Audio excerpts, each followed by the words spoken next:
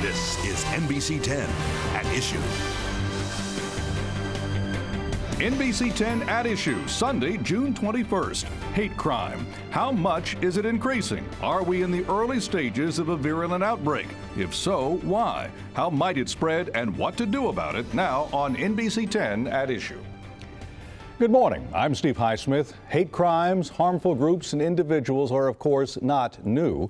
The focus now, though, is on angry, white, conservative Christians. But the hate crimes in recent months and years have included people from various ethnic, political, and religious backgrounds. Still, the shooting at the Holocaust Museum and other recent attacks, along with the government report issued in April, are building the case that such crimes are increasing or threaten to increase, and that extremist right-wing white people are the individuals or group of people on the violent rise. Generally, the bad economy, the election of President Barack Obama, the growth of Latino immigration, gay marriage initiatives, legal attacks on displays of Christianity, the use of social networking sites, and talk radio and TV are seen as related to the rise. With me now to assess where hate crime is in this region and in America and what's fomenting it are Barry Morrison, Regional Director of the Anti-Defamation League of Eastern Pennsylvania and Delaware, and Jesse Washington, Race and Ethnicity Writer for the Associated Press. Thanks for being here, both of you. There is a general feeling that there's a rise in tension, Jesse, but can we quantify it? Slightly. There are groups that monitor it, such as the Southern Poverty Hate Center, Law Center rather, and they say there is an increase in the number of hate groups, a sharp increase in recent months. And you can also quantify it through events that take place, such as shootings. We've had a spate of 3 recently that are related to hate of some sort, whether it be for religion, for abortion, or for racial reasons.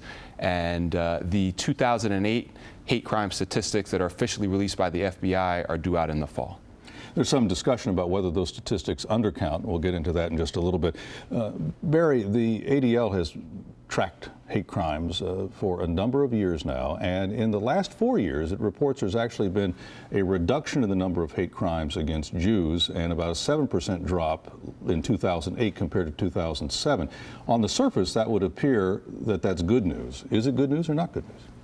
Not necessarily good news. First of all, what you're describing is our anti-Semitic audit of anti-Semitic incidents. It's not only hate crimes, it covers a wide range of activities.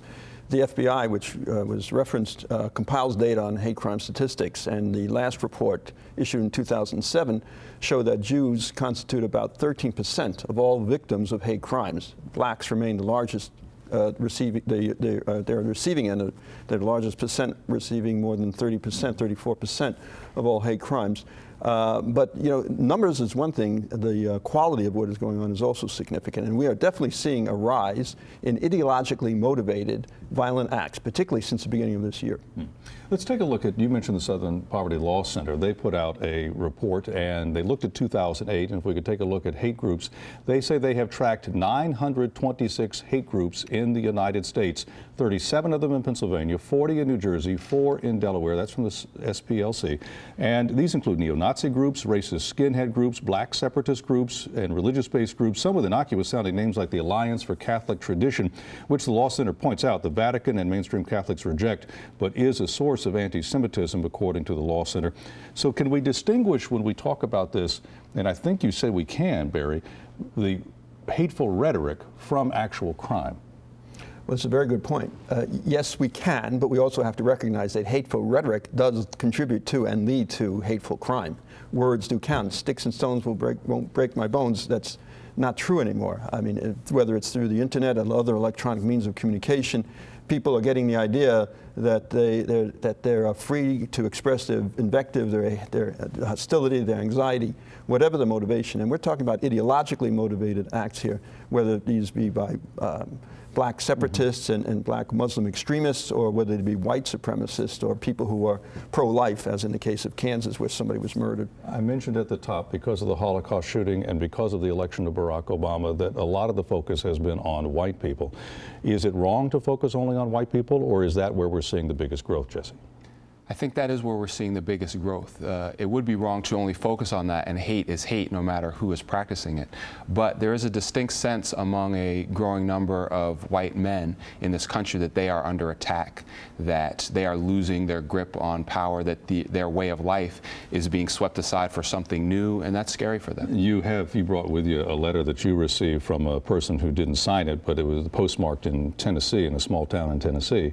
And it says the year is 2043, say hello to the new minority, and it shows a family of white people, and it has a number of actually well-written things in there based on U.S. Census Bureau data and other things, but then it flips to that really negative side, and I'm not going to repeat some of what is in there. You think this is symptomatic of how a lot of people feel, and why do you think they feel that way? Well, the course of my work over the past year or so, a lot of people have mentioned this to me spontaneously. Yes, it's hard to be a white male in this country right now. Everyone else is getting help. Everyone's looking out for everybody but me. My numbers are dwindling. Who's going to look out for my interests? And a number of groups of white people have formed in the same blueprint as the NAACP or the ADL. We are forming a group to defend the ways and the interests of white people.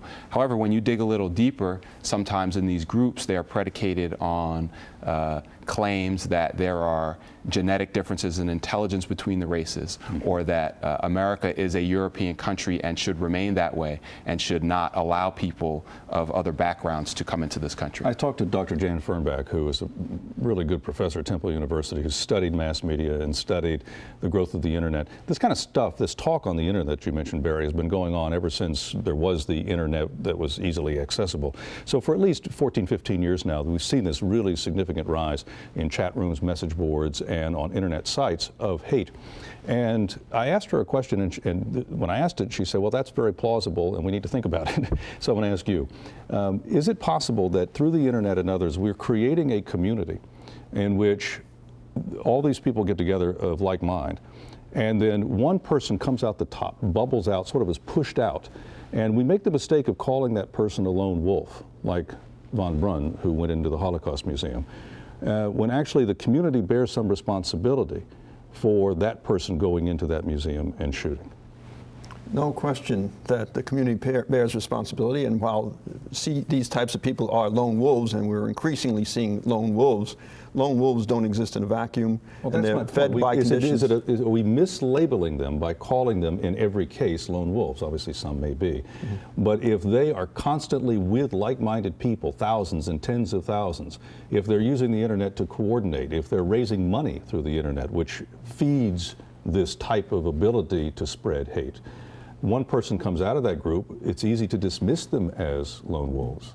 Yeah, well, they're part of a virtual community. Yes, they are part of a group in that sense. But otherwise, they're not acting in a conspiratorial fashion. They're not part of a defined group of people who are acting in concert, going out and committing physical acts. I think you police it and you monitor it, and if you see an individual who is acting a certain way, don't just assume that that's just one person, because you know, the Unabomber, that was a lone wolf. He was holed up in a cabin. He didn't, have any electricity, let alone the internet.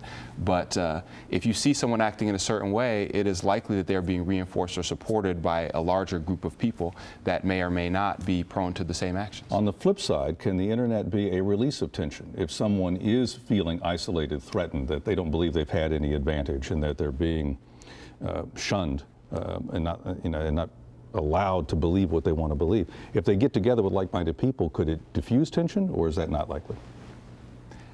I'm not a social psychologist, but I would find it unlikely. I think that when a group of people gets together and an atmosphere can feed on itself, and people can get emboldened and hyped up and more excited, and that will lead to action. All right, I want to talk more about hate and the issue of free speech, and look at some of what's going on the left and on the right when we come right back on NBC10 at Issue. Stay tuned.